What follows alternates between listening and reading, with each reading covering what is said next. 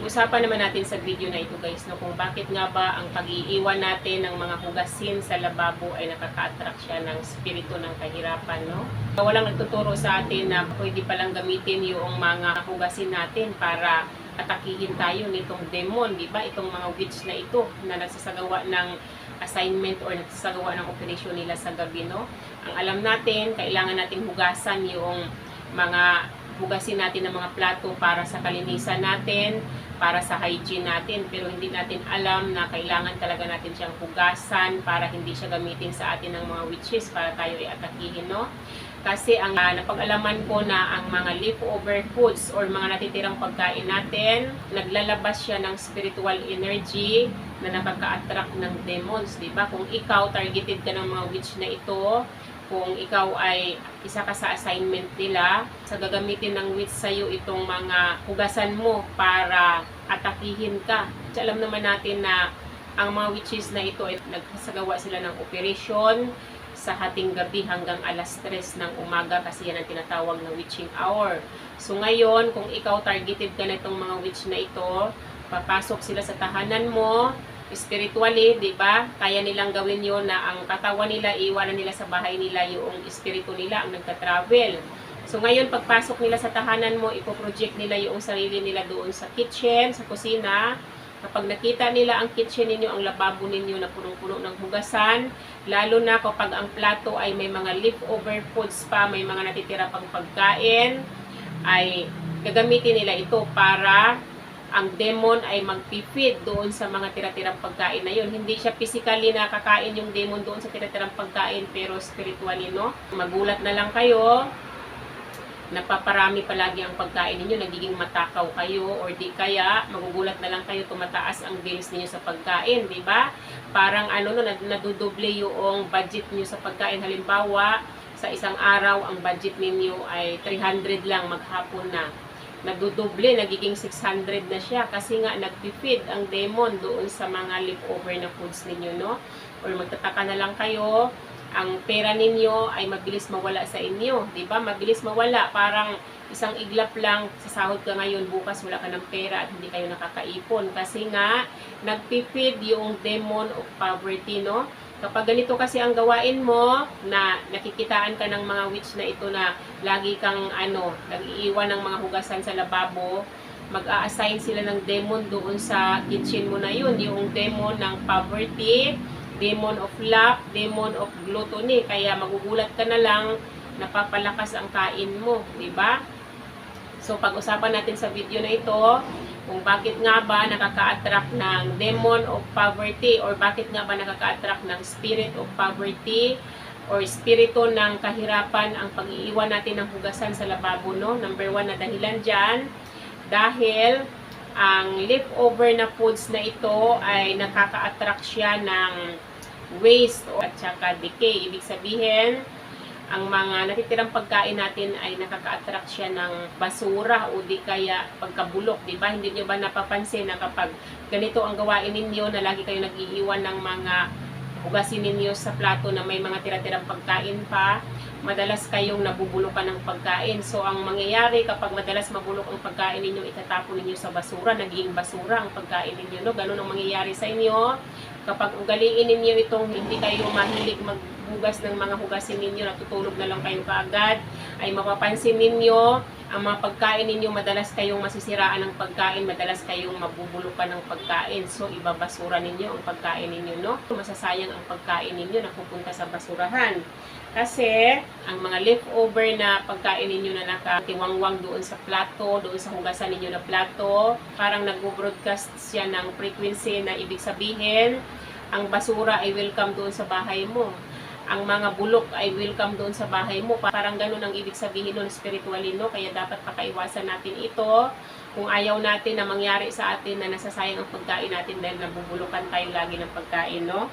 Kasi katulad na lang sinabi ko, kapag ang witch na ito nagsasagawa ng operasyon nila, nakikita nila yung kusina ninyo na marumi, ang gagawin nila, mag-assign sila ng demon of waste, di ba? Yung demon ng basura, para nga mabasura yung kadalasan sa pagkain ninyo, para mabasura. So kapag nangyari sa iyo to, pagkalipas lang ng ilang buwan, magkaroon kayo ng mga Hindi ka nais-nais na mga financial leakage, di ba? May perang darating sa inyo, bigla na lang mawawala, yun, hindi kayo makakasave. Kasi nga, yung demon of waste ay nagpipid doon sa kusina ninyo. Ganun ang mangyayari sa inyo. Kaya dapat pakaiwasan ninyo ito kung ayaw ninyo na magsasayang kayo ng pera. Tapos, pangalawa naman na dahilan kung bakit nakaka-attract ng demon of poverty, ang mga hindi nahuhugasan na plato sa lababo, no? Lalo na overnight, di ba? Kasi, ang pag-iwan natin ng hugasan sa lababo ay nagre-represent siya ng kakulangan sa pangangasiwa, di ba? Incomplete stewardship, di ba? Ibig sabihin, kapag ganito ang gawain mo, hindi ka marunong mangasiwa sa tahanan mo, di ba? Anong sabi ni God sa sabi ng salita ng Diyos sa Luke chapter 16 verse 10? One who is faithful in a very little is also faithful in much, and one who is dishonest in a very little is also dishonest in much, di ba? Parang inihahalin tulad din sa ano, no? Kapag ikaw ay hindi ka faithful sa pangangasiwa sa tahanan mo, di ba dapat tayo ng mga babae, tayo ang gumagawa nito, no? So ngayon, kung hindi mo kayang pangasiwaan yung tahanan mo sa mga kunting hugasan pa nga lang ay hindi mo kayang gampanan yung responsibilidad mo bilang tagapangasiwa ng tahanan mo, hindi mo kayang hugasan yung plato na ilang piraso lang, paano ka pabibigyan ni God ng mas malaking responsibility kung ganito ang gawain mo? Halimbawa ay gusto ni God ay bibigyan ka ng additional resources, dapat ay bigyan ka ni God ng restaurant halimbawa na ganyan or kainan, di ba? Kasi halimbawa nakitaan ka niya na magaling kang mga siwa sa tahanan mo, ay bigyan ka ng mas malaking responsibility pa, di ba? Ay hindi ka mabibigyan ngayon ni God kasi yung maliit pa lang na responsibility sa loob ng tahanan mo, hindi mo kayang pangasiwaan, di ba? Ganon din sa ano, no? Kapag ikaw binigyan ka ng blessings na maliit na blessings, hindi mo kayang pangasiwaan, ang ginagawa mo napupunta sa wala yung blessings na pinagkaloob ni God sa iyo, hindi mo kayang i-manage, ay hindi ka bibigyan ni God ng malaking blessings kapag hindi mo kayang pangasiwaan yun, di ba? Ganon ang binibigay na rule ni God, no? Na kailangan sa maliit na blessings ay alam mo kung paano mo i-handle, alam mo kung paano mo i-manage para mas lalakihan pa niya yung blessings na ibibigay niya sa iyo, di ba? Kasi ang nakasaad nga, kung sa maliit na halaga hindi mo kayang i-manage, lalo na kapag malaki, ganun pa rin ang mangyayari sa iyo, hindi mo kayang i-manage yun, di ba? Kaya dapat lang talaga marunong tayong mga siwa sa tahanan natin kung gusto natin nabigyan pa tayo ni God ng mas malaki pa na responsibility sa responsibility natin ngayon. No? Pangatlo naman na dahilan kung bakit nakaka-attract ng demon of poverty ang pag-iwan natin ng mga hugasan sa lababo. Dahil alam naman natin na ang lababo natin ay source of provision. Kasi diyan piniprepare yung mga pagkain natin sa kitchen. Kumbaga, yung mga kinakain ng pamilya natin diyan hinahanda, diyan piniprepare yan. Diyan nanggagaling yung pangkabuhayan ng buong pamilya mo. Kaya nga yung pamilya mo patuloy na may energy sa araw-araw. Nabubuhay sila sa araw-araw dahil sa mga pagkain na inihahanda sa kusina. So, source of provision siya. So ngayon, kapag mahilig kang mag-iwan ng mga hugasan sa lababo, lalo na kung may mga leftover foods pa yan, ibig sabihin, yung lababo mo contaminated siya spiritually.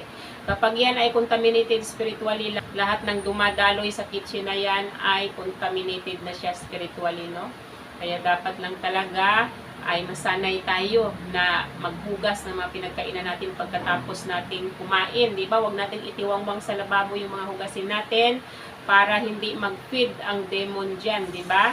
Tapos, pang-apat naman, na dahilan kung bakit nakaka-attract ng spirit of poverty ang pag-iwan natin ng hugasan sa lababo, dahil nakaka-attract ito ng spirit of laziness at saka spirit of procrastination. Ibig sabihin, nakaka-attract siya ng espiritu ng katamaran at saka espiritu ng pagpapaliban, di ba?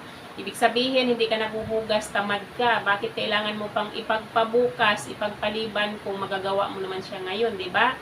Isipin mo na lang, iniwanan mo sa lababo yung hugasan mo sa gabi dahil tamad ka na, inaantok ka na. Kinabukasan, huhugasan mo din naman yun kasi hindi naman kayo makakakain kung wala kayong mga malilinis na plato.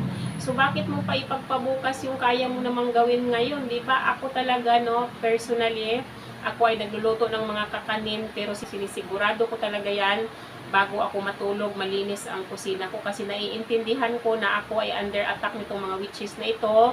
Ayaw ko silang bigyan ng opportunity para magtagumpay sila sa mga atake nila sa akin, no? Kasi tayo ay pinaalalahanan sa Bible, do not give opportunity to the devil. Diba sabi sa atin yan sa Bible, diba? Kaya wag nating hayaan yung mga witch na ito na magkaroon sila ng opportunity para atakihin tayo, para mahulog tayo sa trap nila, diba? Gamit yung mga unwash na dishes natin, yung mga hugasan natin sa lababo, no?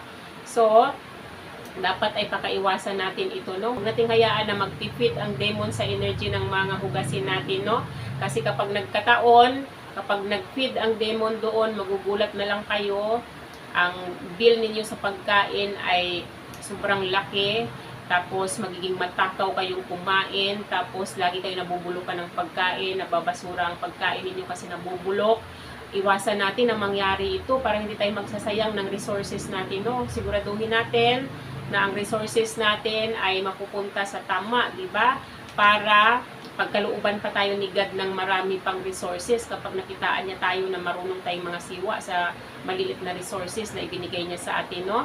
Dapat tayo na mga babae, ugaliin natin itong nasa Proverbs 31. Anong sabi sa Proverbs 31 verse 10? An excellent wife who can find, she is far more precious than jewels. Diba? Ang excellent na wife daw, mas mahalaga pa siya kaysa mga alahas. Diba? Ganon ang sabi dito, no? At saka sabi sa Proverbs, chapter 31, verse 27, she looks well to the ways of her household and does not eat the bread of idleness. Diba? Ibig sabihin, no, ang tunay na babae ay dapat ikaw ay masipag ka, maayos ka sa bahay mo. Dapat mini-maintain mo yung kalinisan, yung order ng bahay mo. Diba? Kasi alam naman natin, lalo na tayo ng mga believers, si God ay God of order yan. Gusto ni God malinis tayo, malinis ang tahanan natin. Kasi ganun nga si God, diba? Pure siya, malinis siya. Kaya dapat tayo, kung tayo believers, malinis din tayo. I-maintain natin yung order at saka cleanliness ng bahay natin. Diba? Ito yung i-priority natin, na yung bahay natin laging organized, laging malinis ang bahay natin. Ganito dapat ang babae kasi tayo talaga ang babae ang nagmi-maintain ng kalinisan sa tahanan natin, no? Kasi ang mga lalaki ay provider yan. Sila yung mga nagtatrabaho, sila yung nagpo-provide para sa pamilya. So tayo naman ng mga babae, tayo ang nagmi-maintain ng order at saka cleanliness sa loob ng tahanan natin. So kung ayaw natin na magpipid ang demon sa kusina natin, ugaliin natin na hugasan ang mga hugasan natin bago tayo matulog sa gabi, no? Para hindi tayo maging target nitong mga witch na ito, para hindi natin mabigyan ng opportunity ang mga witch na ito na atakihin tayo, no? So, ano nga ba ang dapat nating gawin para ma-break natin itong cycle na ito, no? Number 1 na dapat nating gawin, mag-set tayo ng non-negotiable rule na kailangan sa lababo natin ay walang maiiwan na marumi bago tayo matulog. Di ba? Ganun dapat ang gawin natin. Kahit na tayo ay pagod na, kahit tayo ay inaantok na, siguraduhin natin na bago tayo matulog, hugasan natin yung mga marurumi nating plato, mga marurumi nating pinagkainan, no? Pangalawa naman na dapat nating gawin, kung tayo man ay hindi talaga maiwasan kasi sobrang pagod na, siguro ang bigat ng trabaho ninyo sa workplace ninyo, o di kaya ay antok na talaga kayo, wala na kayong energy para maghugas, so ang gagawin nyo na lang, tanggalan nyo ng mga leftover foods, kasi dyan nga nagpi-feed ang mga demon sa leftover foods. So ang gawin ninyo, tanggalin nyo sa plato ninyo yung mga tira-tirang kanin, ilagay ninyo sa plastic, tapos kahit banlawan nyo lang ng tubig yung plato ninyo bago kayo matulog, pwede na yun. Kaysa naman itiwangwang nyo doon sa lababo na may mga tira-tirang pagkain pa, no? Itapon nyo sa basura yung tira-tirang pagkain bago kayo matulog kung talagang wala na kayong energy na maghugas. Pangatlo naman na dapat ninyong gawin, dapat ay ipag-pray ninyo yung kusina ninyo bago kayo matulog, di ba? Para sa proteksyon ng kusina ninyo, sasabihin nyo, I cover this kitchen with the blood of Jesus. No demon can feed here. This kitchen belongs to God alone. This kitchen is a place of provision, not poverty. Ganun ang sasabihin natin. I-declare natin sa kitchen natin bago tayo matulog para sa proteksyon ng kitchen natin, para hindi magpipid ang demon doon sa mga hugasan natin na may mga leftover na foods pa, no?